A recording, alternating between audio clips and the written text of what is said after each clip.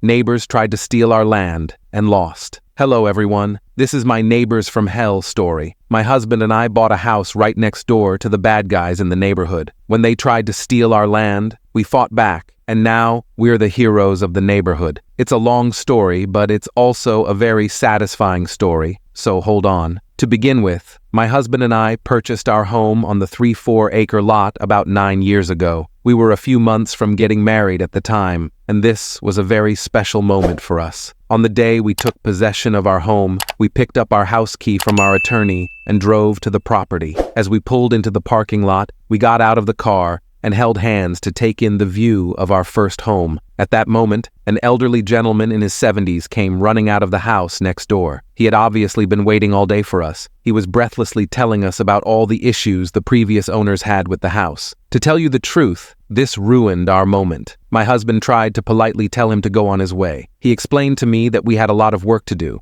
and that the moving van would be here soon. My husband opened the front door, and the man pushed his way in, not taking the hint. He proceeded to walk around the first floor of the house, making comments as he went like, "Wow, they put hardwood in the living room." He then started to climb the stairs. By this time, our shock had worn off, so my husband stood up on the first step, blocking him from going up the stairs. We finally forced him out of the house. I am sharing this story with you for 2 reasons. First, I want you to get a sense of how out of it this man was. Second, I want to let you know that during his non-stop verbal diarrhea, he pointed to our property and said that we were responsible for the costs associated with its upkeep. He pointed to the rear NW corner of our property and said, "The survey marker back there shows this." At the time, we didn't believe him. We didn't think he was telling the truth. He went on to say that the previous owners dug up a buried front survey monument and moved it. So it was no. My mother taught me kindness and hospitality. My dad taught me to keep friends close and enemies closer. Not long after we moved in, we invited the neighbors, I'll call them Joe and Rose, over for dinner. They were very chatty and told us terrible stories about all the neighbors on the block. Rose said, "I don't like music, so I shouldn't listen to it. People in 37, 42, and 55 like music, so they call the police. People in 39, 41, and 53 like backyard fires, so they call the fire department. People in 38, 40, and 45 like dogs barking, so they call the cops. People in 12, 25, and 64 have dogs, and I call animal control. People in 48 and 29 have kids who play road hockey, and I call child protective services." These are just a few of her stories. No one gets away unscathed. My husband and I were horrified and decided to keep Joe and Rose at a distance from each other from that moment on. We decided no more dinner invites. The source of our problem is our property line. A few years ago, Joe had our driveway resurfaced, and he went to our contractor to get his driveway resurfaced too. Along with repaving his driveway, he installed a parking pad right next to our green fence. Joe used to back his van right up against our fence on a regular basis. In May of 2017,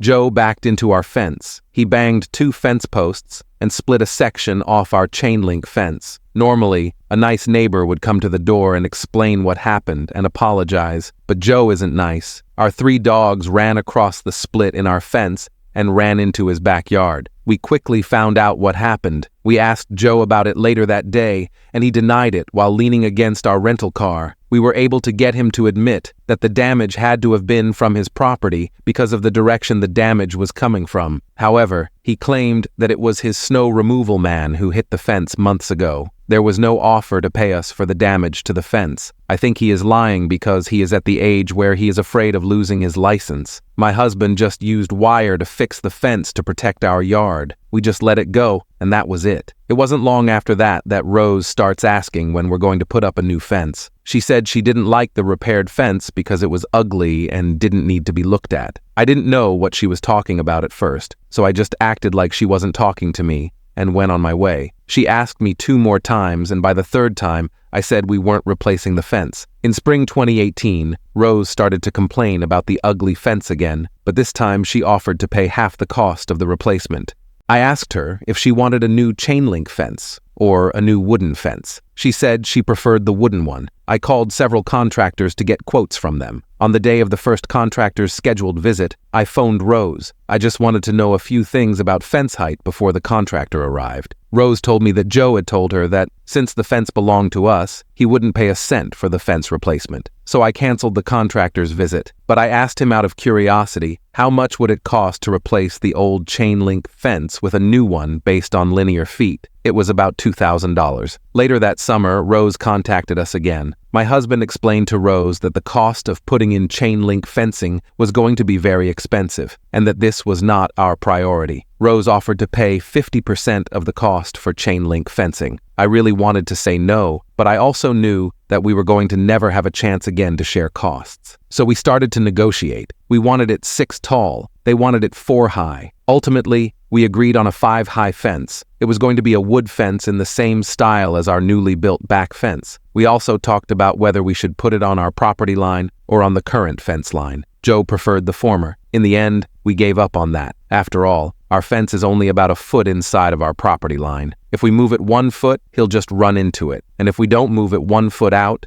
we also asked for 4 glass panels to be installed in the back of the fence to allow us to continue to see the views of the ravine past Joe's property, which we had been able to do with the fence of chain link. They grudgingly agreed to this, even moving the location of the new shed that they were going to install so that it would not obstruct the view we had planned to have through the glass, and agreed to pay $1,000. So we decided to go ahead and get a wooden fence. To sum things up, Rose hated the new fence and called it ugly. They weren't willing to pay what they had agreed to and wouldn't allow us to install the glass panels. The view of the ravine belonged to them, and we didn't have the right to that view. They had planted a row of hedge cedars on our side of the fence and a blue spruce tree to block our view. It was around this time that Rose began a screaming campaign that went something like, "The fence is so ugly, we shouldn't have to look at it. You can't look over here. Turn your eyes away. We own the view." She would yell at us every time we went into the backyard. We tried to ignore her, but it was really hard. At one point, she was yelling at my husband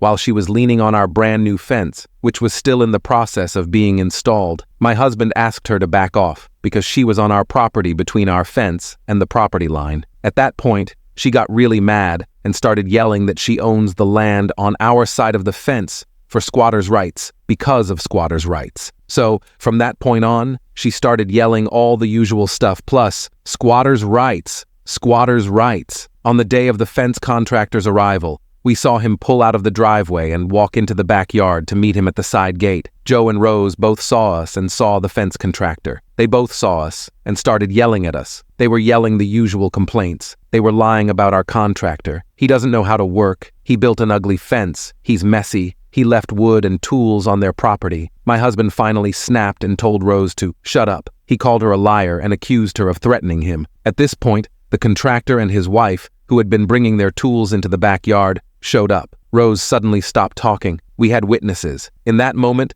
I realized that Rose was setting us up so that she could call the cops. She wanted to charge us with threatening her. That's when I hired an attorney. Our lawyer explained 4 things to us. 1, we had no right to the $1,000 verbal contract. We had to let it go. 2, strategically, it was better to have full control of the fence and make sure they had no interest at all in it. 3, we could build it however we wanted. We did not need their permission to put glass panels on the fence or paint it. 4, they had no right to claim adverse possession. Our properties were registered in the land titles with the developer before we built the houses. In our province, properties registered with a survey do not qualify for claims of adverse possession. Chapter L5, Land Titles Act. Screaming over the fence doesn't give you the land. You have to go to court to get a judge to award the land to you. If you shout over the fence, it's a crime, private nuisance. You have to call the police to calm down the escalating situation. If you claim to own the view, you have no title to the view. Our response was 2-pronged.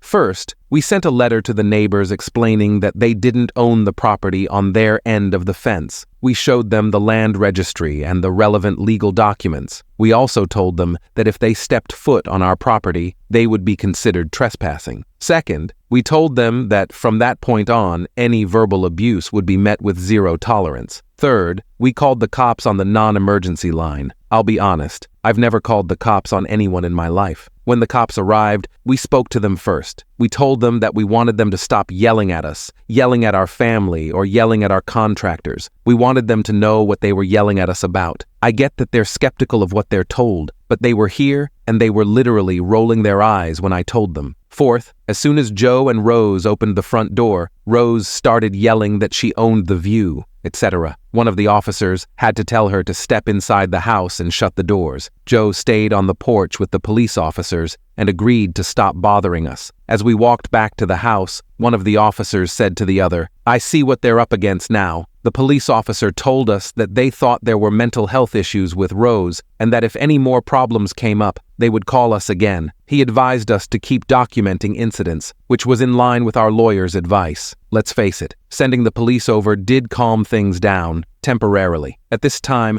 I was concerned that Joe would run into the new fence and back his van into the fence. I wanted to put up a barrier in the area between the fence and the property line to stop Joe from running into the fence. We needed to know exactly where the property line is, so we borrowed a metal detector. The first thing we noticed was that the buried front marker was not where we thought it would be. If this was true, the front of the fence was about 6 to 7 feet inside of the property line, not 1 foot as we thought it should be. We marked where the buried property marker should be with a wooden stake and some paint. Joe was very angry about this, and the next day he took our stake and ran it off on his riding mower. Since the fence line didn't match the property lines, we had a surveyor out on the property. They found that not only did Joe remove the front stake that we installed, he also removed the officially buried survey marker using his mower, which is against the law. Rose ran out to meet the surveyors and started yelling at them. "You can't come in here, you can't go in there." The surveyor was very nice and gave her his business card. He explained that now that they identified themselves, they were legally allowed to come in. Rose sat down on the front lawn and crossed her arms and looked at the surveyor all day long. I was surprised at how long it took. By 5 p.m., the surveyors came back and said they weren't done. Since our property is on a curve and it's a pie-shaped lot, they had to do some trigonometric calculations at their office. They said they'd come back the next Monday to finish. They said the process took them so long because not only did they remove the front marker, but they also moved the back marker by more than 5 feet. Now, it made sense to me that that weird story that Joe had told about the previous owners moving the buried monuments made a lot of sense. He moved the back monuments, and the front monuments were out of alignment, so he fabricated that story. The surveyors returned the following Monday and installed the new front and back markers in the right places and added 10 more wooden stakes along the perimeter of the property line. Everything made sense now. The old fence was about 6 feet inside of the property line along the entire perimeter of the property. When Joe saw the newly installed property line stakes, he nearly had a stroke. It was around this time that I called our fence contractor and asked him to stop working on our new fence and what would it take to move it closer to our property line. Keep in mind that he had heard Joe and Rose yelling at him for lying about his work and about our ugly new fence. There is no love between the contractor and our neighbors, and he wants to do everything in his power to fix things. If moving the fence is what it takes, fine. The day after we installed the new property line stakes, he started digging post holes about 2 inches inside of our property line. He would laugh when Joe and Rose would yell at him and charge him with trespassing. We also purchased a surveillance camera, and I could document the bad behavior of our neighbors. They kept parking their van near the string line and adding their stakes at random locations. We simply removed them. Around that time, we had a drink with another neighbor down the road, Matt. Matt was the only neighbor who was still on good terms with Joe and Rose. Matt explained that he had his own problems with Rose, mainly because she would call the fire department every time he had a small, permitted fire in his backyard. Matt went on to explain that Joe and Rose still thought they had a claim to the land through squatters' rights and were planning to hire an attorney to try and get it. If that didn't work out, they were going to charge us thousands for the work they'd done a few years earlier to remove 5 big pine trees along their property line. The trees had roots that were damaging their driveway, and they felt that if we ever wanted to claim more land, we should pay the costs to get rid of those trees, because technically they belong to us. According to an old aerial of our properties I got from our land surveyor, the pine trees appear to have been planted decades ago on our property line. Now I think the fence was just put up in front of those mature pine trees, probably owned by us in full or in part. Either way, Joe and Rose didn't get our consent to take them down. Not only do we not have to pay the cost of taking them down, we have a perfect counterclaim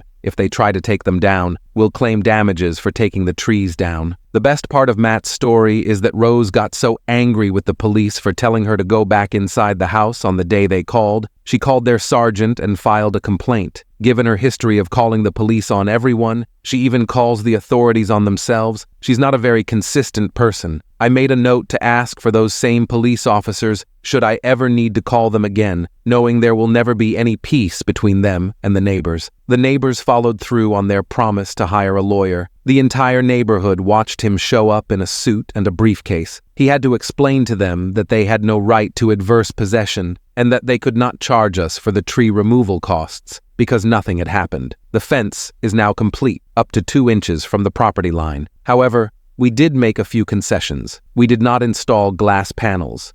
Rose was very upset about this and threatened to break them with a hammer. She said, "Wouldn't it be a pity if they broke?" Also, very generously, we decided not to cut the asphalt at the corner of Joe's parking pad that's on our property. We bumped in the fence about 2 feet at the parking pad and installed a wooden barrier right in front of it. We don't want to deal with them if Joe gets hit by the new fence. He has about 6 feet less to park. Rose still complains bitterly about how ugly the fence is, but we don't really care. The interesting thing is that when we confronted Joe and Rose, there was a collective sigh of relief from the neighborhood. A few neighbors came to the door to shake hands, offer their condolences, and share their abuse stories. We take pride in the victories we achieved, including reclaiming nearly 1/200 SF of property. It has been a difficult and painful time for us, but we are thankful for all of our neighbors who are kind and considerate. I want to share this with others so they know that fences make the best neighbors.